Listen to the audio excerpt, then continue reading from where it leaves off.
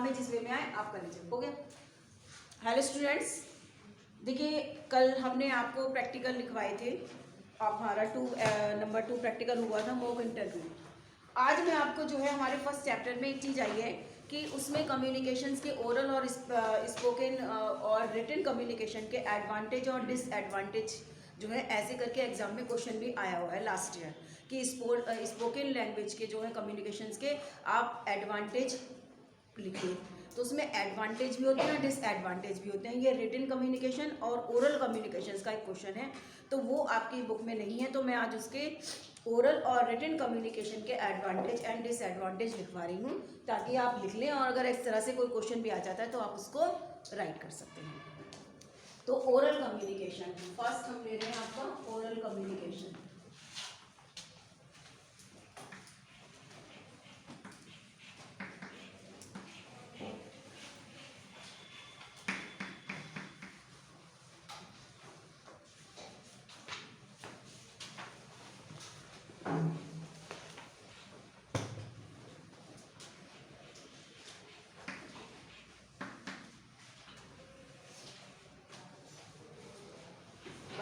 Oral communication आप बस ऐसे करके लिए क्वेश्चन ही। अब इसके एडवांटेज क्या हैं?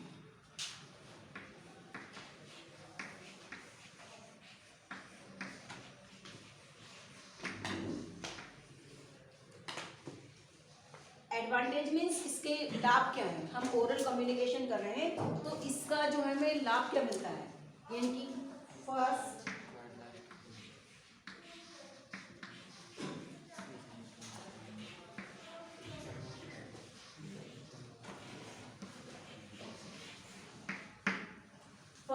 Advantage it is very fast. हो सकता है क्योंकि ओरल कम्युनिकेशन में आप जितनी तेज जल्दी चाहे बोल सकते हैं, जितना चाहे स्पीड को कम कर सकते हैं, जितना चाहे स्पीड को बढ़ा सकते हैं, यानी कि at a time. Oral communication में एकदम से हम फास्टली भी बात कर सकते हैं और धीरे भी कर सकते हैं, तो ये इसमें कोई टाइम नहीं लगता। विद इन फ्यू सेकेंड हम लोग जो है अपनी स्पीड को कम और ज़्यादा कर सकते हैं, तो इसमें कोई टाइम की लिमिट नहीं होती और इसमें मतलब आराम से हम बोल सकते हैं। यह ओरल कम्युनिकेशन। और फिर सेकंड एडवांटेज है, आप ऐसे करके लिख लीजिएगा,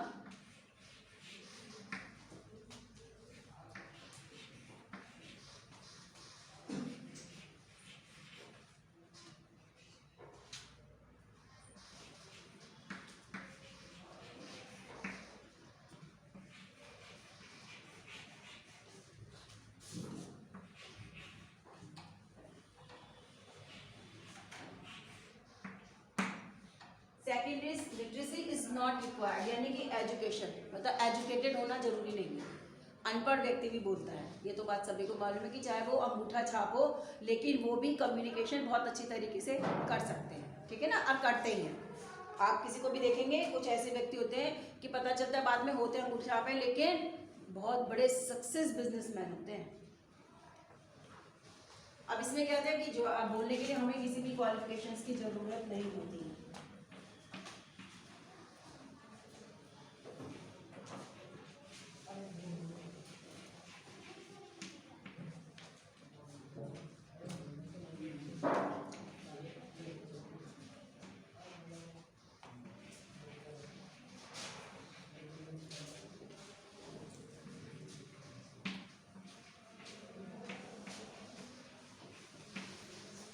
immediate feedback is given.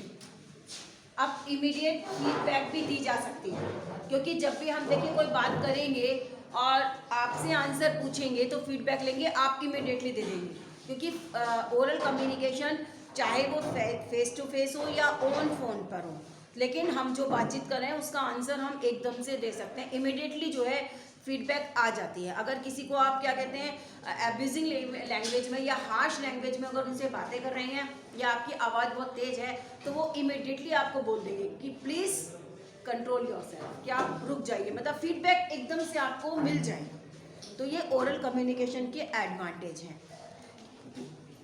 Oral communication में ये चीज़ें होती हैं। अब इसमें आप एग्ज़ाम के लिए पर्पज से भी इस चीज़ को याद रखिए बच्चों, क्योंकि एग्ज़ाम में देखो होता क्या है, जब एग्जामिनर आते हैं तो वो ग्रुप में लेते हैं, क्योंकि आपके स्टूडेंट बहुत सारे होते हैं और इंग्लिश का एक ही एग्जामिनर आते हैं जो कि पीसी का भी लेते हैं, कम्युनिकेशन स्किल का भी लेते हैं।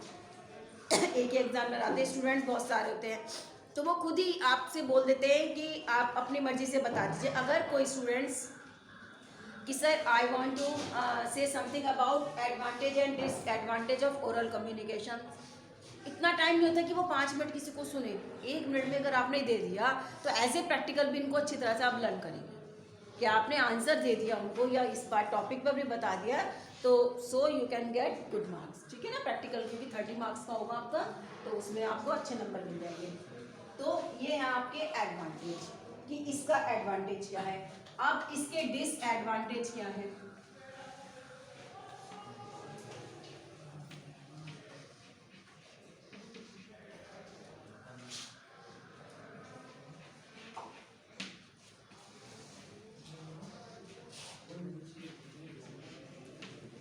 Keep quiet all of you.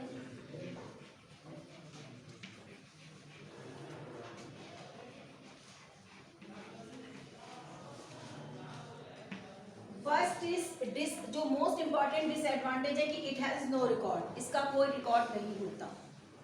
सामने वाले ने अभी जस्ट ए मिनट आपको कुछ उल्टा सीधा बोला या कोई आपको गाली दी है, वो जस्ट मतलब कुछ ही सेकंड में वो पलट जाएंगे कि आपने ऐसा नहीं कहा, उन्होंने ऐसा नहीं कहा या आपको कुछ इस तरह से नहीं कहा, क्योंकि इसका कोई रिकॉर्ड ही नहीं है आप लोगों के पास। लेकिन अब तो ये होता है कि फ़ोन में हमारे पास सारे सिस्टम्स होते हैं कि भाई हम रिकॉर्डिंग भी कर सकते हैं, लेकिन ऐसा कोई होता नहीं है कि हर एक किसी की बात हमें, हाँ कोई ऐसी बात होती है कॉन्फिडेंशियल बात होती है, या हमारी किसी से मान लीजिए कोई गलत कोई डिस्प्यूट चल रहा है, कोई झगड़ा चल रहा है और हमें एज ए प्रूफ कुछ चाहिए, तो हम अपना मोबाइल ऑन करके कि उसको चाहते हैं कि हम इसको एक्सपोज करें, ये अपनी गलती माने, तो हम इस रिकॉर्डिंग कर सकते हैं कि बात करते समय फ़ोन पॉकेट में होता है, रिकॉर्डिंग हो जाती है। लेकिन ये प्रोसेस हम डेली रूटीन में नहीं करते, ये हमारी लाइफ में मतलब इस चीज़ की ज़रूरत नहीं पड़ती डेली रूटीन में। ये तो कॉन्फिडेंशली या कुछ हमें कुछ और भी वर्क करना हो तब हमें इसकी ज़रूरत पड़ती है। लेकिन व्यक्ति सामने वाला जो अभी आपको कुछ समय पहले आपको कुछ कह रहा था, वो अपनी बात से मुकर भी जाता है कि भाई हमने ऐसा नहीं कहा, नहीं मैंने तो ऐसा नहीं बोला, हमारी इंटेंशन तो ये थी नहीं, तो इसलिए इसका कोई रिकॉर्ड नहीं होता है। ओरल कम्युनिकेशन का डिसएडवांटेज, सबसे बड़ा नुकसान ये है कि इसका कोई रिकॉर्ड नहीं होता। Note down all of you.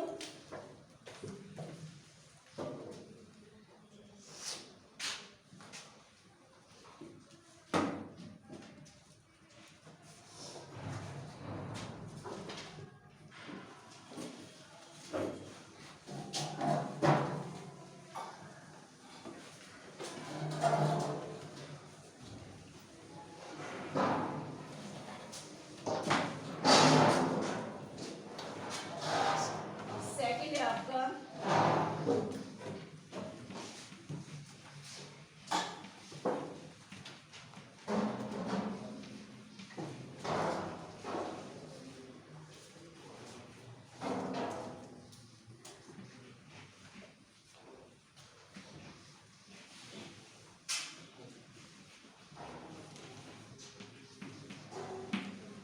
There is no chance of editing. इसमें एडिटिंग का कोई चांस नहीं होता। जब ओरल कम्युनिकेशन करते तो एडिटिंग का कोई चांस नहीं होता, यानी कि एडिटिंग किसी चीज़ को ऐड करना, जबकि रिटन कम्युनिकेशन में तो हम ऐड कर सकते हैं, इसमें एडिटिंग का चांस कुछ नहीं होता। मोबाइल में होता है ना कि आप कोई चीज़ एडिटिंग कर रही हैं, है ना, तो उसमें ओरल कम्युनिकेशन में एडिटिंग का कोई चांस नहीं होता है।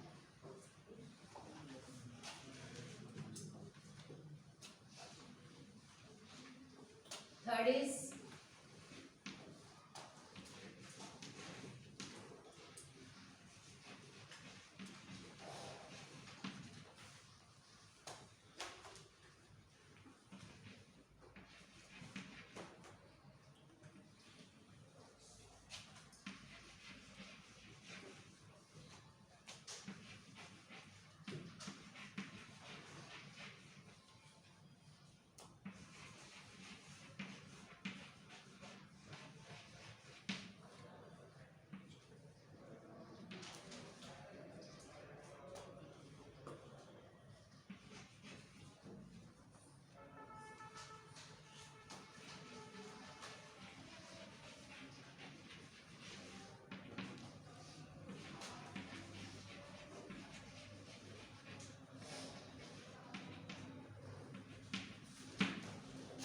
It can not be use in very difficult as emotional situation. Oral communication में क्या होता है कि जब कोई डिफिकल्ट सिचुएशन होती है या कोई इमोशनल सिचुएशन होती है तो हम इसको यूज नहीं कर सकते।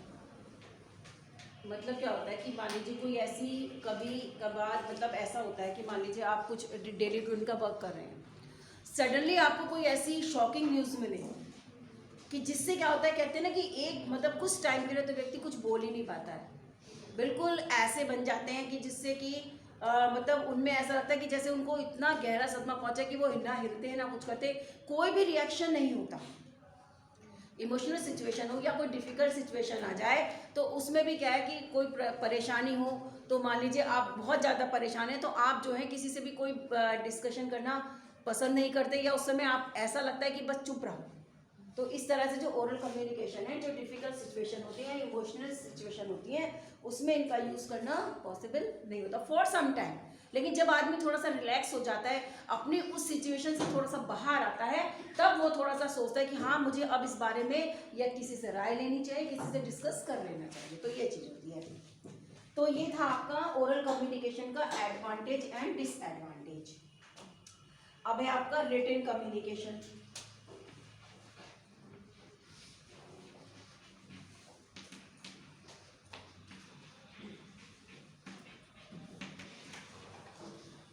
इसके advantage,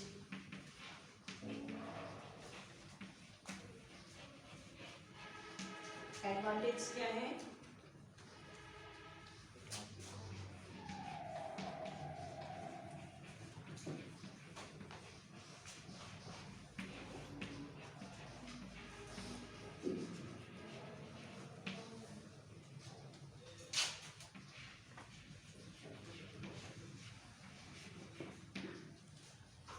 it can be use for future record. सही बात है। रिटन कम्युनिकेशन में जो कुछ लिखा जाता है तो उसे ऐसे फ्यूचर में रिकॉर्ड की तरह भी यूज कर सकते हैं।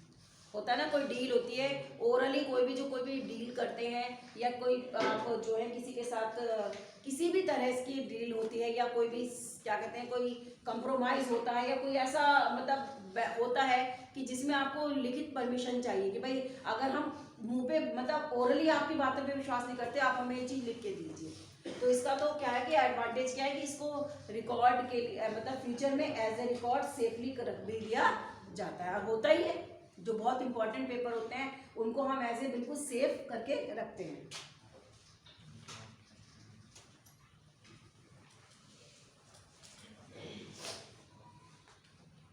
सेकंड इज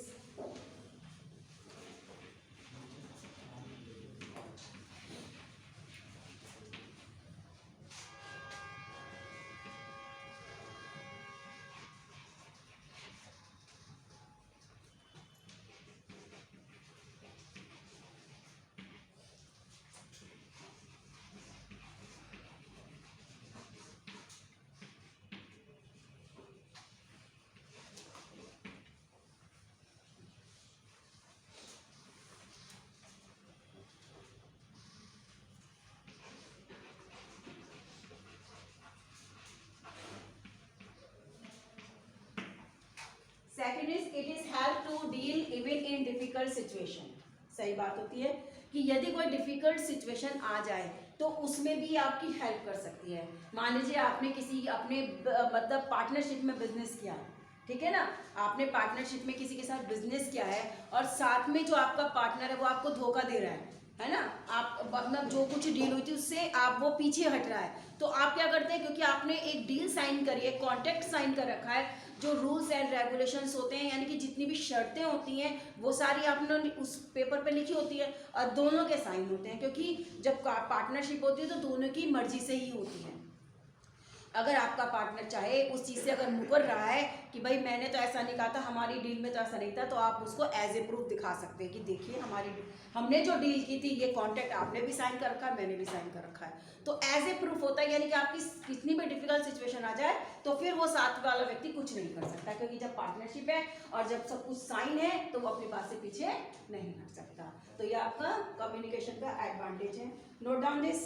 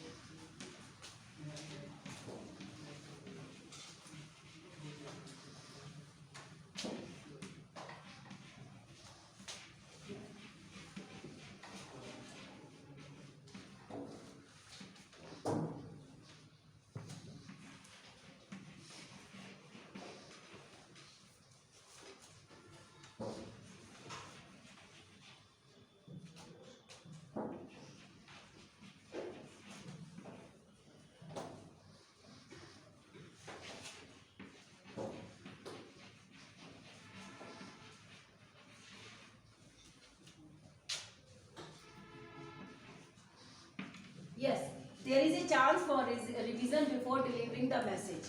इसमें चांस होता है रिटन कम्युनिकेशन में, ये आपका एडवांटेज होता है कि यदि आपको कोई मैसेज डिलीवर करना होता है तो आप उसका रिवीजन कर सकते हैं। और ऐसा ही होता है, मैंने आपको जैसे इंटरव्यू में बताया था कि कोई भी कुछ भी बोलने से पहले उसकी थोड़ी सी रिहर्सल कर ली जाती है या रिवीजन कर लिया जाता है, क्योंकि वो रिटन कम्युनिकेशन है तो इसका सबसे बड़ा फायदा यही होता है कि बोलने से पहले जो भी कुछ है लिखा जाता है और फिर उसको एक बार रिवीजन कर लिया जाता है। These are the advantage of written communication and disadvantage. Now disadvantage.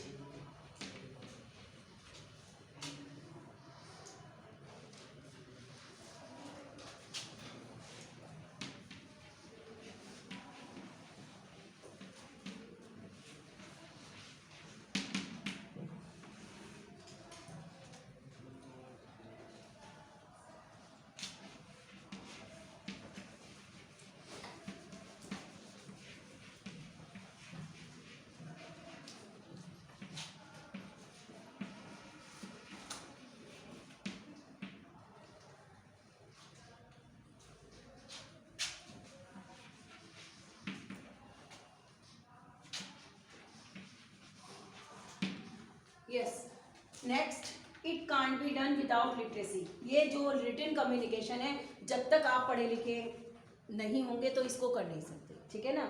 जो व्यक्ति अनपढ़ होगा वो कैसे लिखेगा, है ना। तो शिक्षा इसके लिए इम्पोर्टेंट है, यानी कि you should be educated.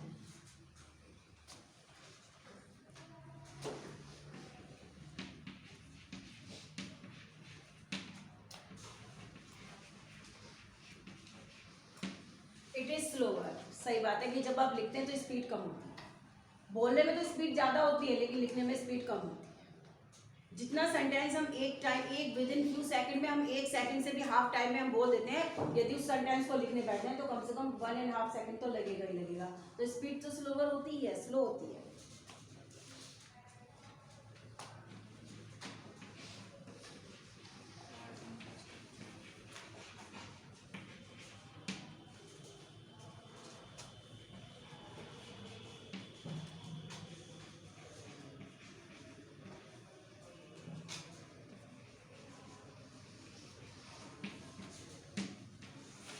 Last is feedback is not immediate. और सही बात है, आप फीडबैक एकदम से कैसे मिल जाएगी रिटन कम्युनिकेशन में, जब तक आप जो है अपनी जो भी कुछ मैसेज दूसरों को देंगे तो वो उस चीज़ को पढ़ेंगे, उसके बाद ही तो फीडबैक देंगे।